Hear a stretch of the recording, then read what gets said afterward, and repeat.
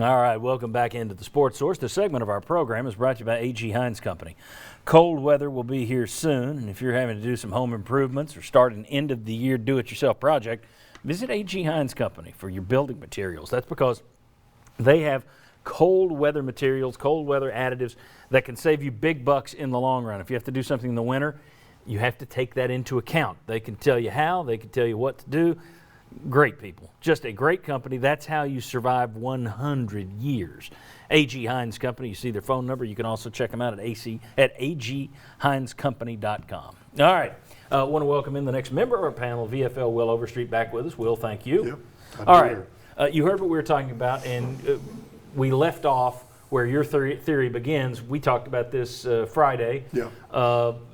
It certainly looks like these guys are concerned for their jobs, so why give money back? Yeah, I would definitely be. I mean, he fired a guy, on a Monday after one game or Sunday or during the game, whichever story you want to look at. So you have to feel like the way he's been talking to other coaches, he's probably threatened a few more of them of sending them down the way.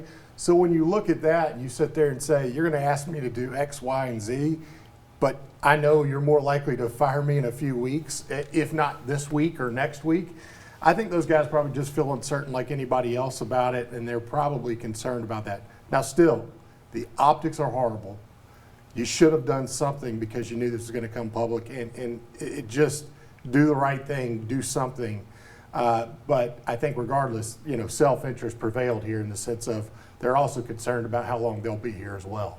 Now you did some cocktail napkin math, yeah, which was pretty amusing. In the essence of trying to be in the goal of trying to be quick here, which I'm failing already. Basically, they tried to save 1.6. They've saved 1.3. They say from all these cuts. Right. Well, Jimmy Brumbaugh is going to have to be paid $850, so that's a chunk of that 1.3 you saved. And then $400,000, the Jeremy Pruitt impact is really just delaying his raise. So there's no money there. But even if you count that, they saved what? Yeah, $30,000. Yeah, exactly. I mean, it's just amazing because you're going to have to hire another defensive line coach if you want to keep up in recruiting in December or January, and so you're paying two guys. So the money, the firing of Brumbaugh, takes that savings and just not even slashes in half, but 3/4. So a lot of people are taking a pay cut to pay off your ex-defensive line coach. Which may be another reason these guys said no. Now, we don't know when they said no. Right. Did they say no months ago? Or did they say no after the Brumbaugh thing? This was only presented to them recently. Okay, there you go. So this was around, we had that story. Would that have been maybe 2 weeks ago?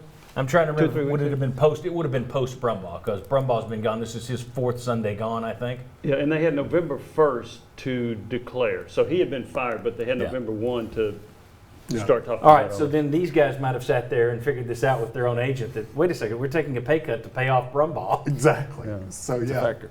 Okay, in terms of, for these coaches, it's a very risky move. The next time they come in and say, hey, I had a good year, I need a raise, or if they wind up at all on a hot seat, I don't think they're going to be getting the benefit of the doubt. I think if I'm surprised an agent would say, yeah, this is a good move for you, which also underlines the fact that I think it shows you got some disgruntled people.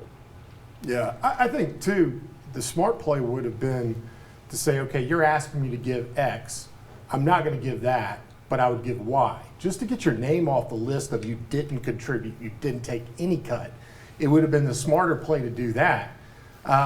So, yeah, I mean, John, they've hurt themselves by the way they've coached this season, the product of the field, but definitely for longevity terms of even if you turn this around, somebody's always going to remember this and say, we should look for another guy. That guy's not loyal to Tennessee. All those things will always play into this from now on. Also makes you wonder about if they do go somewhere else later, is that place going to look at it and say, what's this guy's buy-in? He didn't buy in and help them out. Do we want him here? It may not impact a thing, but it goes on your permanent record. Let's put it that way. Does.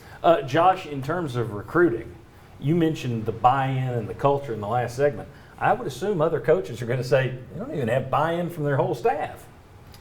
Yeah, I can almost imagine a text thread of coaches around the SEC or schools that Tennessee recruits against, and the story is shared, and they have to think it's satire because it's just so easy at this point to recruit against Tennessee. Now, to this point, Tennessee's commitments have held pretty firm, and the quarterback, Caden Salter, reaffirmed his commitment. So everybody's not going to bail. But guys that you're going after against Georgia, Florida, LSU, Alabama, the big-time programs, the results in the field are better.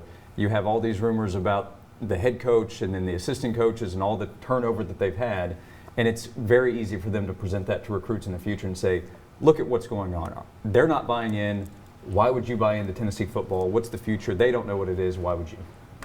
Jimmy, when you look at Philip Fulmer's position in all of this, clearly not going to be happy that he's having to talk about it. Not happy that these assistants said no. Do you think there's any? How happy can you be with Jeremy Pruitt right now, with what's going on the field, with firing a coach after 4 weeks? That's costly, and also with the fact that, as you said, the coach is the one who takes it to the assistants. Mm-hmm. I'm sure the athletic director expects the coach to come back like all the other coaches and say, they all said yes. Where do you think Philip Fulmer is right now in terms of his general mood? I know his general mood is he's unhappy with the situation, unfortunately. But the other part of that is that I've got to think that he's wondering about, okay, every head coach was able to get their assistants to take a pay cut. This guy didn't. What does that say about the leadership that he has with the coaches under him? Or what does it say about their respect for him? One or the other. But I would think that Philip Fulmer would be really concerned about the fact that 8 of those assistants did not do what their head coach asked, and that was to take a pay cut. Look, I know there are some of you out there who are thinking, well, this is just negative. You guys are just speculating. You're trying to guess at this. 3 weeks ago on this show, we do a segment called Why They Were Stupid. And Will Overstreet said, I'll tell you why they're stupid. After watching pregame warmups, they have too much contact out there. They're asking for injuries. This week, Latrell Bumpus lost for the year. How? An injury in pregame warmups. Sometimes what we say here may sound negative. It may be a bit of projecting what may happen, but there's a reason we say it. And not always right, but a lot of times we are. So this discussion we just had about what's going on over there, if I were you, I would pay close attention to it, because something's rotten in the state of Denmark when you have 8 assistants say, no, we're not taking a pay cut, knowing that it will come out and look bad. Something is rotten in the state of Denmark or the state of Knoxville. When we come back, let's talk more about Jeremy Pruitt and his assistants. And let's talk a little bit about a statement that he reportedly made that sounds a bit like Jerry Green. We'll discuss. Come on back.